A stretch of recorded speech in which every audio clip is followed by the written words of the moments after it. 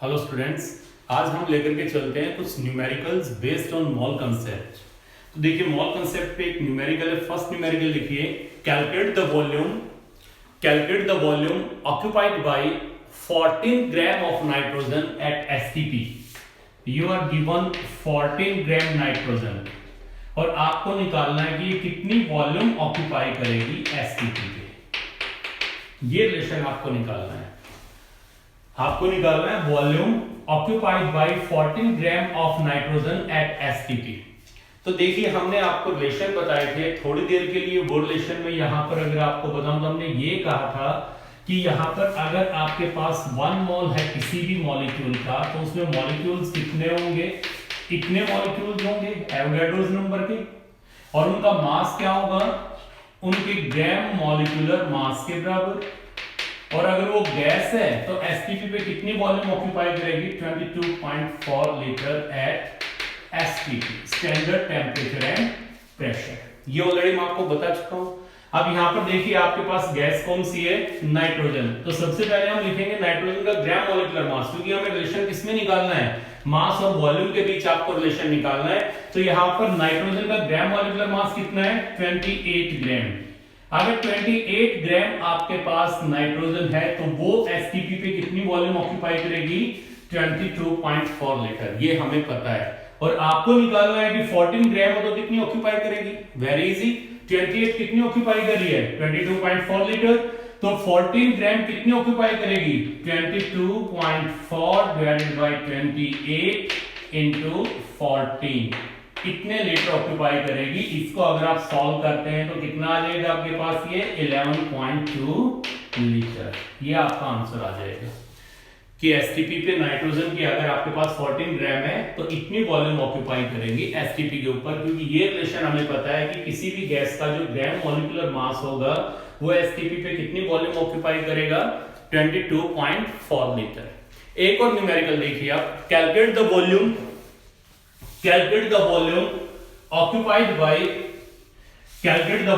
occupied by 1.5 mole of CO2 at STP। ये statement है आपके पास। Calculate the volume occupied by 1.5 mole of CO2 at STP। तो अब की बार रिलेशन किसके बीच है? Number of moles and volume के बीच। And as I told you, ये यहां पर क्या है आपके? Number of moles. ये क्या है आपके? Number of molecules.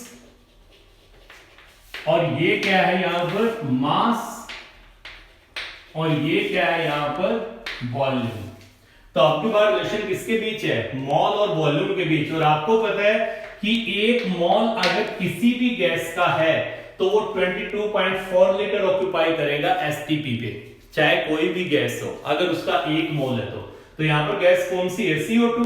तो CO2 का एक मोल एसटीपी पे कितनी ऑक्यूपाई कर रहा है? 22.4 लीटर। और आपको निकालना है कि अगर 1.5 मोल आपके पास CO2 के हो तो वो कितनी वॉल्यूम ऑक्यूपाई करेंगे? तो 1 मोल ऑक्यूपाई करता है 22.4 लीटर, तो 1.5 मोल कितनी ऑक्यूपाई करेंगे? मल्टीप्लाई कर दें, कितने लीटर आ जाएगी? Very simple. देखिए, और न्यूमेरिकल लेकर के चलते हैं। एक और न्यूमेरिकल देखिए यहां पर, calculate the number of atoms and molecules. Calculate the number of atoms and molecules in 124 gram of, you are given 124 gram of phosphorus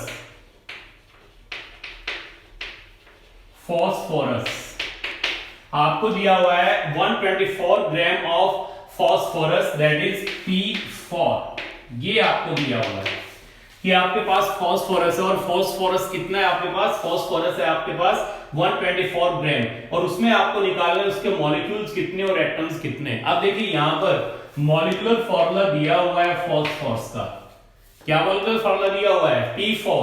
तो इसका मतलब क्या हुआ कि ये रिप्रेजेंट कर रहा है 1 molecule of phosphorus, and we can say 1 molecule of phosphorus contains how many atoms?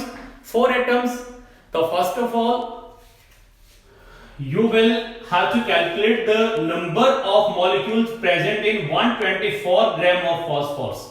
सबसे पहले आप ये निकालिए कि अगर आपके पास 124 ग्राम फास्फोरस है तो उसमें फास्फोरस के मॉलिक्यूल्स कितने हैं, तो यानी मास और नंबर ऑफ मॉलिक्यूल्स रिलेशन इसमें है, तो ये मास है, ये नंबर ऑफ मॉलिक्यूल्स है, रिलेशन इसमें है। तो आपको पता है कि किसी भी मॉलिक्यूल का जो ग्राम मॉलिक्यूलर मास होगा उसमें कितने मॉलिक्यूल्स होंगे, एवोगैड्रोस नंबर के। तो सबसे पहले हम निकालते हैं यहाँ पे फास्फोरस के मॉलिक्यूल का मॉलिक्यूलर मास, और फास्फोरस का एटॉमिक मास कितना होता है आपको पता है 31। फास्फोरस का जो रिलेटिव एटॉमिक मास है वो 31 होता है, और atomic mass you can say 31 AMU और ग्राम एटॉमिक मास 31 ग्राम। तो यहाँ पर देखिए अगर आप फास्फोरस के एक मॉलिक्यूल का मॉलिक्यूलर मास निकालते हैं तो एक एटम का कितना आ गया एटॉमिक मास यहाँ पर फास्फोरस का 31 और इनटू कर दें 4, तो कितना आ जाएगा 124, और ग्राम मॉलिक्यूलर मास क्या आ जाएगा 124 ग्राम। 124 ग्राम ये क्या आ गया, ये आपके पास फास्फोरस का ग्राम मॉलिक्यूलर मास आ गया। तो आपको पता है कि अगर आपके पास 124 ग्राम फास्फोरस है तो उसके अंदर मॉलिक्यूल्स कितने होंगे 6.022 × 10⁻23, और दिया हुआ कितना है मास 124 ग्राम ही दे रखा है, दिया भी 124 ग्राम ही है, तो सीधा ही आ गया 124 ग्राम। यहाँ पर क्या है फास्फोरस के मॉलिक्यूल का ग्राम मॉलिक्यूलर मास है, और किसी का भी जो ग्राम मॉलिक्यूलर मास होगा उसमें मॉलिक्यूल्स कितने होंगे एवोगैड्रोस नंबर के। तो ये तो हो गया सोल्व। नंबर ऑफ मॉलिक्यूल्स कितने आ गए 124 ग्राम फास्फोरस में फास्फोरस के नंबर ऑफ मॉलिक्यूल्स कितने आ गए 6.022 × 10⁻23, और अब निकाल लें नंबर ऑफ एटम्स। तो अब हमें यह पता है कि आपके पास 124 ग्राम फास्फोरस है, तो उस फास्फोरस के अंदर मॉलिक्यूल जो है वो आ गए एवोगैड्रोस नंबर के। तो अब निकाल लें एटम्स कितने होंगे फास्फोरस के, जबकि हमें पता है एक मॉलिक्यूल में कितने एटम होते हैं फास्फोरस के 4। तो आपके पास 124 ग्राम फास्फोरस में कितने मॉलिक्यूल्स निकले एवोगैड्रोस नंबर के, कितने मॉलिक्यूल्स हैं किसमें है ये 124 ग्राम फास्फोरस में। तो नंबर ऑफ एटम्स कितने हो जाएंगे, इसको 4 से मल्टीप्लाई कर दो, 6.022 × 10⁻23 × 4, इतने एटम्स आ जाएंगे। सबसे पहले आपने क्या किया, ये आपको दिया फास्फोरस का मॉलिक्यूल, मॉलिक्यूलर फार्मूला P4। अब ये इंडिकेट कर रहा है कि एक मॉलिक्यूल के अंदर 4 एटम फास्फोरस के प्रेजेंट है। तो सबसे पहले आपने निकाल लिया फास्फोरस के मॉलिक्यूल का ग्राम मॉलिक्यूलर मास, वो आ गया 124 ग्राम, और हमें पता है किसी का भी जो ग्राम मॉलिक्यूलर मास होगा उसमें नंबर ऑफ मॉलिक्यूल्स कितने होंगे एवोगैड्रोस नंबर के। तो 124 ग्राम में कितने नंबर ऑफ मॉलिक्यूल्स आ गए एवोगैड्रोस नंबर के, निकालने कितने में है 124 में ही निकालने हैं। तो 124 में कितने आ गए एवोगैड्रोस नंबर के, तो नंबर ऑफ मॉलिक्यूल्स तो निकल गए। अब आपको ये बताना है कि इसी के अंदर नंबर ऑफ एटम्स कितने हैं, जबकि हमें यहां से पता है कि एक मॉलिक्यूल में 4 एटम होते हैं। तो अगर इतने मॉलिक्यूल्स होंगे तो एटम्स कितने हो जाएंगे, इसको 4 से मल्टीप्लाई कर दे। क्लियर। ये देखिए एक और न्यूमेरिकल लेकर के चलते हैं। स्टेटमेंट लिखिए आप न्यूमेरिकल की, calculate the mass of CO2, calculate the mass of CO2, क्या निकालना है आपको mass of CO2, calculate the mass of CO2 which contains the same number of molecules, which contains the same number of molecules as are contained in 40 gram of oxygen, 40 gram of oxygen। ये देखिए क्या निकालना है, statement आपने note कर ली। ये कह रहा है कि आपको मास निकालना है CO2 का, और CO2 के कितने मॉलिक्यूल्स का मास निकालना है, इतने मॉलिक्यूल्स का मास निकालना है जितने मॉलिक्यूल्स 40 ग्राम ऑक्सीजन में होते हैं। यही है स्टेटमेंट। स्टेटमेंट आपको यही बोली है ना हमने, calculate the mass of CO2 which contains the same number of molecules as are present or contained in 40 gram of oxygen। तो 40 ग्राम ऑक्सीजन में जितने मॉलिक्यूल्स हैं, अगर इतने ही मॉलिक्यूल्स CO2 के हो तो उनका मास क्या होगा। तो सबसे पहले तो हमें यह पता लगाना है कि CO2 का मास निकालना है कितने मॉलिक्यूल्स का, उतने मॉलिक्यूल्स का जितने 40 ग्राम ऑक्सीजन में है। तो पहले ऑक्सीजन में क्या निकालना है, नंबर ऑफ मॉलिक्यूल्स किसमें 40 ग्राम में। तो अब आपको पता है रिलेशन किसमें आ गया, आपको नंबर ऑफ मॉलिक्यूल्स निकालने हैं, 40 ग्राम ऑक्सीजन दे रखी है, तो मास और मॉलिक्यूल में रिलेशन आ गया, ये मास है ये मॉलिक्यूल है, और ग्राम मॉलिक्यूलर मास अगर हम ऑक्सीजन डालें, ऑक्सीजन का ग्राम मॉलिक्यूलर मास कितना आ गया 32 ग्राम। ऑक्सीजन का ग्राम मॉलिक्यूलर मास आ गया 32 ग्राम। 32 ग्राम ऑक्सीजन में नंबर ऑफ मॉलिक्यूल्स कितने हो जाएंगे? एवोगाड्रोस नंबर के। और आपको किसमें निकालने हैं? 40 ग्राम ऑक्सीजन में। तो 40 ग्राम ऑक्सीजन में क्या निकालने? Number of molecules. तो number of molecules present in 40 gram of oxygen will be equal to, as you know that 32 gram of oxygen contain how many molecules? 6.022 into 10 power 23। तो आपको पता है 32 ग्राम ऑक्सीजन में molecule Avogadro's number के होते हैं, तो 40 ग्राम में निकाल दो, क्या आ जाएंगे? 6.022 into 10 to power 23 divided by 32 into 40। ये मॉलिक्यूल्स आ जाएंगे आपके पास, ये मॉलिक्यूल्स आ जाएंगे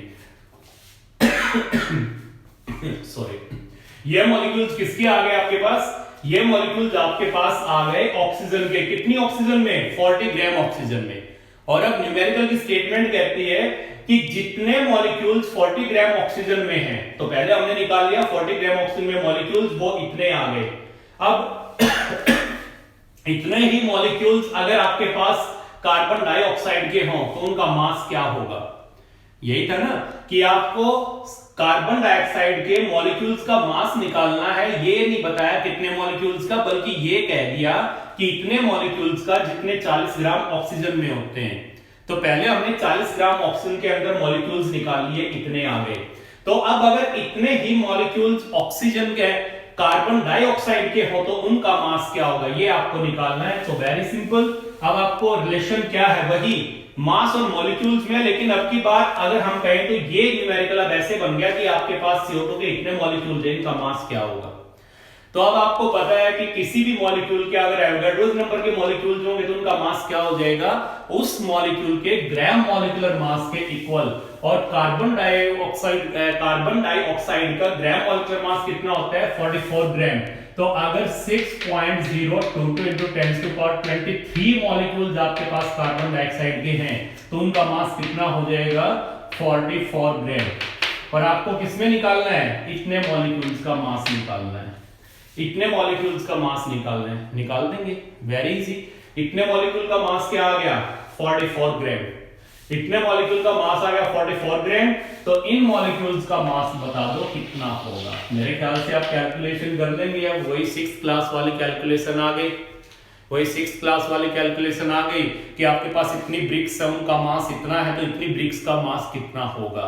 तो वही चीज है, हमें पता है इतने मॉलिक्यूल CO2 के हैं तो उनका मास कितना है? 44 ग्राम। और अगर CO2 के इतने मॉलिक्यूल्स हो तो उनका मास क्या आएगा? तो क्या आ जाएगा? 44 divided by this and multiplied by this. ये आपके पास हो जाएगा। इसको सॉल्व कर दो, वो आपके पास मास आ जाएगा इतने मॉलिक्यूल्स CO2 का। राइट? अब देखिए और न्यूमेरिकल लेकर के चलते हैं।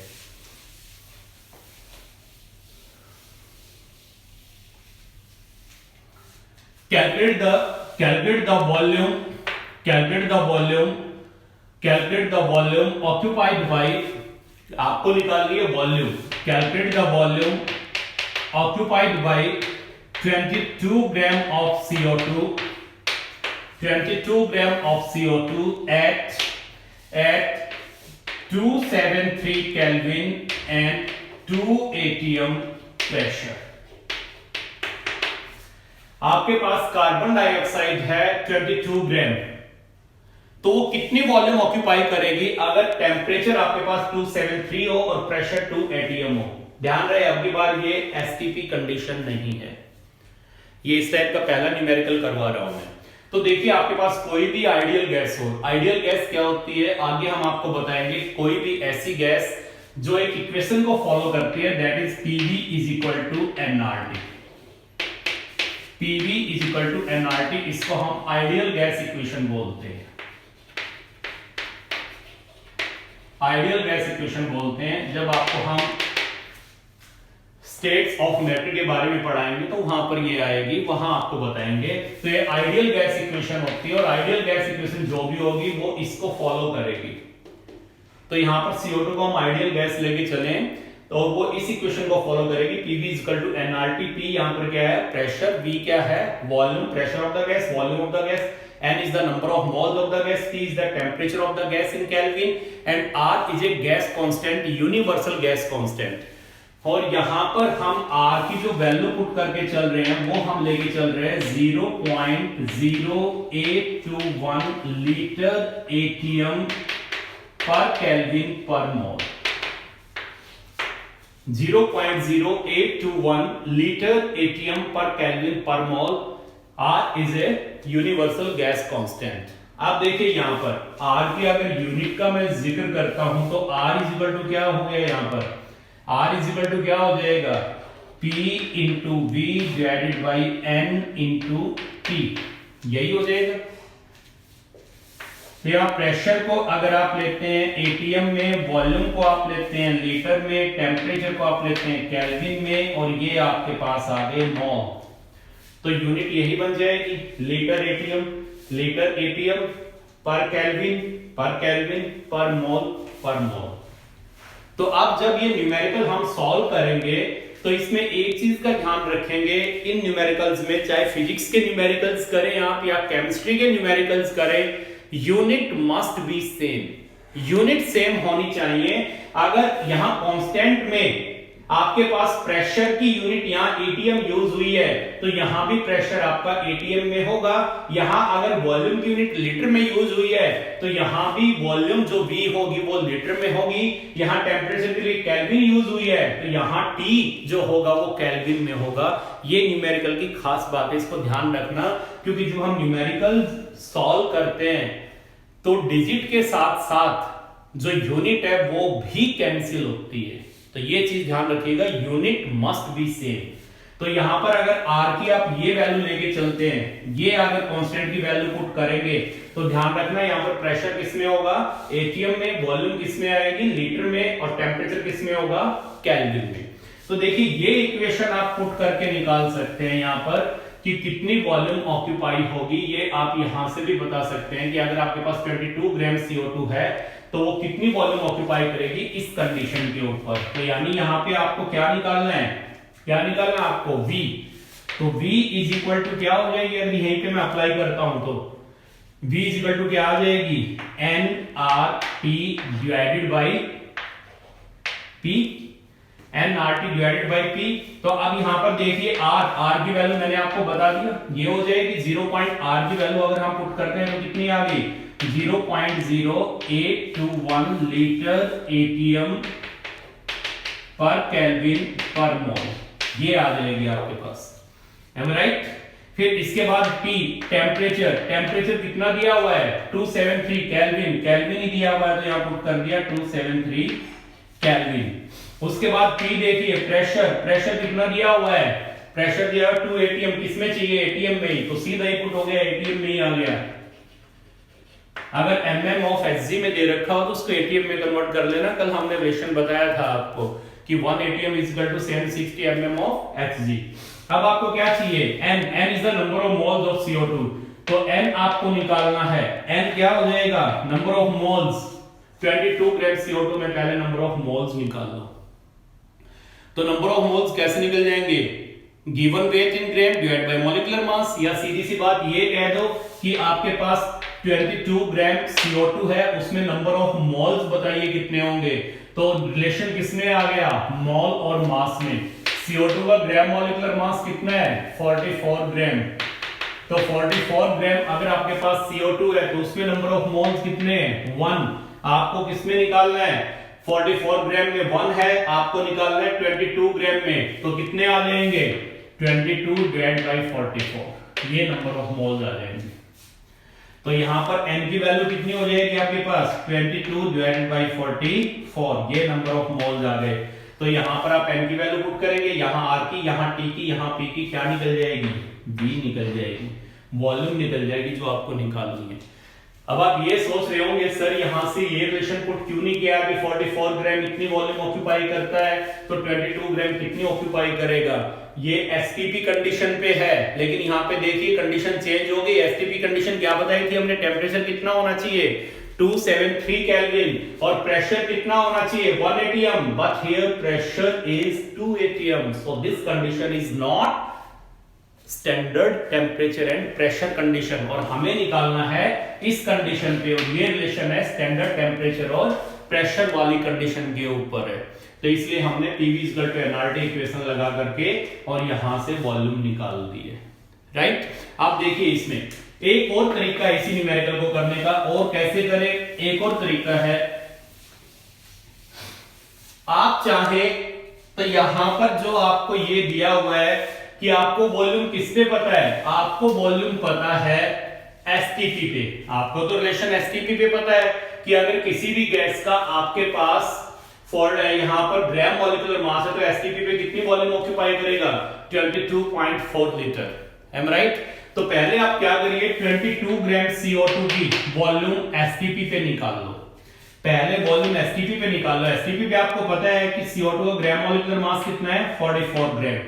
तो 44 ग्राम अगर CO2 है तो वो कितनी वॉल्यूम ऑक्यूपाई करेगी, 22.4 लीटर एट एसटीपी। एसटीपी पे कितनी वॉल्यूम ऑक्यूपाई करेगी, हम राइट। और आपके पास दिया हुआ कितना है, 22 ग्राम, तो 22 ग्राम कितनी वॉल्यूम ऑक्यूपाई करेगा, 22.4 डिवाइडेड बाय 44 इनटू 22, सॉल्व करेंगे तो ये आ गया 11.2 लीटर, हम राइट। ये वॉल्यूम आ गई जो 22 ग्राम CO2 ऑक्यूपाई करेगी, लेकिन इस कंडीशन पे नहीं, टेम्परेचर प्रेशर की इस कंडीशन पे नहीं, बल्कि ये कौन सी कंडीशन पे आई है, एसटीपी पे। यानी ये वॉल्यूम आ गई आपके पास कब, जब टेम्परेचर कितना हो 273 केल्विन और प्रेशर कितना हो 1 atm।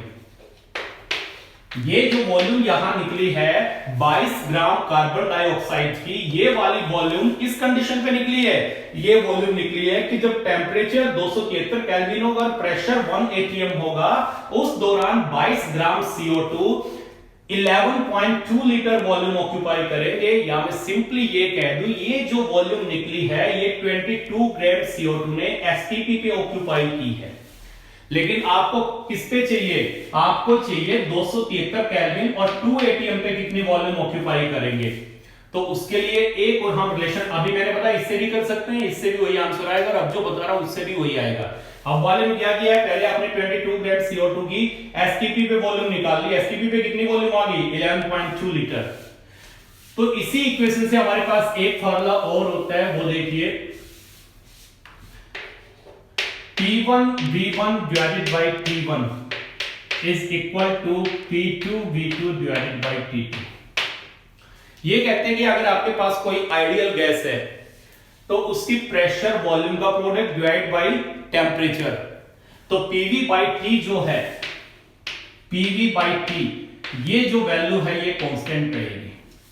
मान लो इनमें से आपने प्रेशर को बदल दिया, तो प्रेशर P2 हो गया, वॉल्यूम सपोज V2 हो गई और टेम्परेचर T2 हो गया। तो ध्यान रहे प्रेशर वॉल्यूम का प्रोडक्ट डिवाइड बाय टेम्परेचर, ये जो वैल्यू है ये हमेशा क्या रहेगी, कांस्टेंट रहेगी। तो यहां पर देखिए कि इस केस में ये कह रहा हूं कि मान लो आपके पास कोई गैस है जिसका प्रेशर P1 है, वॉल्यूम V1 और टेम्परेचर T1 है, तो आपने क्या किया, उसका प्रेशर P1 से P2 कर दिया, वॉल्यूम V1 से V2 कर दी और टेम्परेचर T1 से T2 कर दिया।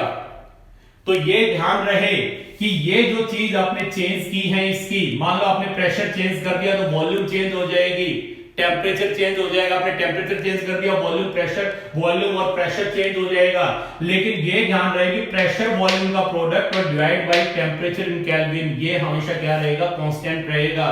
तो PV divided by T is equal to, अगर कांस्टेंट है तो हम लिख सकते हैं कि प्रेशर अगर P2 हो गया, वॉल्यूम V1 से V2 होगी, टेम्परेचर T1 से T2 हो गया, तो कोई फर्क नहीं पड़ेगा, ये जो P और V का प्रोडक्ट डिवाइड बाय T है ये क्या रहेगा, ये सेम रहेगा। तो ये फार्मूला हम बना सकते हैं, P1 V1 divide by T1 is equal to P2 V2 divide by T2। और ये सारा आपको आगे चैप्टर आएगा आपका, हम पढ़ेंगे वहां पर गैस स्टेट, वहां ये हर एक चीज आपकी एक्सप्लेन करेंगे हम। ये एक्चुअली आपके लॉज आएंगे, गैस लॉज हम पढ़ेंगे, बोल्स लॉ, चार्ल्स लॉ, तो वहां पर ये चीजें आपकी क्लियर हो जाएंगी। तो देखिए ये हम यहाँ पर कंडीशन मान के चलते हैं कि ये जो है ये एसटीपी पे है, ये एसटीपी पे है। अब आपके पास जो गैस है उसकी वॉल्यूम एसटीपी पे कितनी आ गई, 11.2 लीटर। तो यहां पर मैं कह सकता हूं एसटीपी पे P1 की वैल्यू कितनी एज्यूम कर ले, कितनी थी आपके पास, एसटीपी पे प्रेशर कितना है, एसटीपी पे प्रेशर है 1 atm, एम राइट, यही है। और टेम्परेचर कितना है 273 केल्विन। और यहां जो 22 ग्राम CO2 ने वॉल्यूम ऑक्यूपाई की है वो कितनी आई है 11.2 लीटर। ये आपने निकाली थी अभी, am I right? ये मैंने यहां पर कंडीशन अप्लाई कर दी।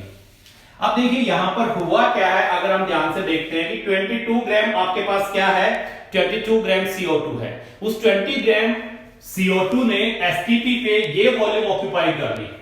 अब आपको जो दिया हुआ है उसमें क्या है, आपको उसी गैस की 22 ग्राम की वॉल्यूम निकालनी है तब जब टेम्परेचर कितना हो 273 केल्विन और प्रेशर कितना हो 2 atm।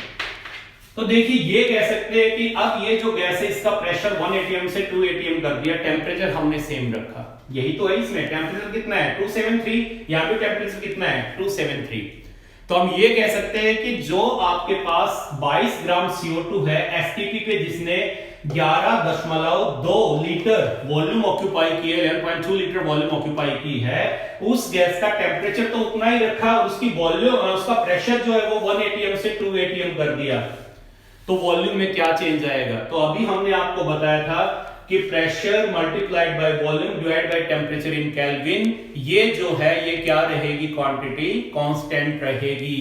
तो माना आपने टेम्परेचर तो यहाँ कांस्टेंट रखा है, ये तो कांस्टेंट ही है, T1 और T2 तो कांस्टेंट ही है यहाँ पर। तो यहाँ पर P1 और V1 है और आपने P को चेंज कर दिया, P1 कहां चला गया P2 में चला गया, तो ऑब्वियसली वॉल्यूम चेंज होगी, किसमें चली जाएगी V2 में। और T1 is equal to T2 है गिवन न्यूमेरिकल में, क्योंकि टेम्परेचर सेम है, T1 भी यही है और ये T2 भी यही है जिसपे हमें निकालना है।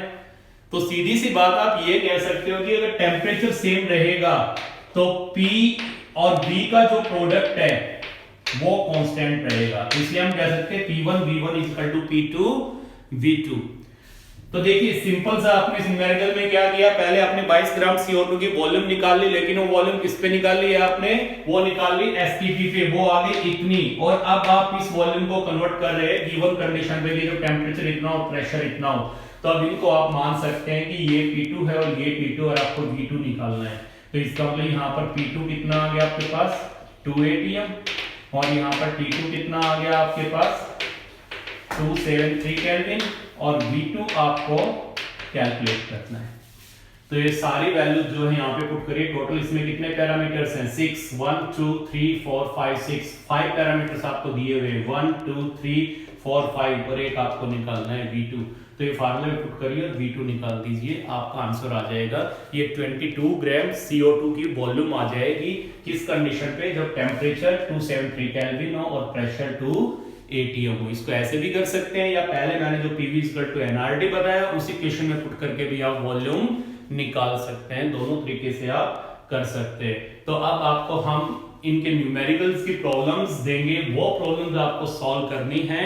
मोल कंसेप्ट, ये आपका मोल कंसेप्ट का टॉपिक है, बहुत ही इजी इंपॉर्टेंट और इंटरेस्टिंग टॉपिक है, इसको कोई भी मिस ना करे, अच्छे से करे। कोई प्रॉब्लम आए तो कमेंट में लिख करके मुझे बताए, मैं वो सॉल्व करके आपको दूंगा। Wish you all the best.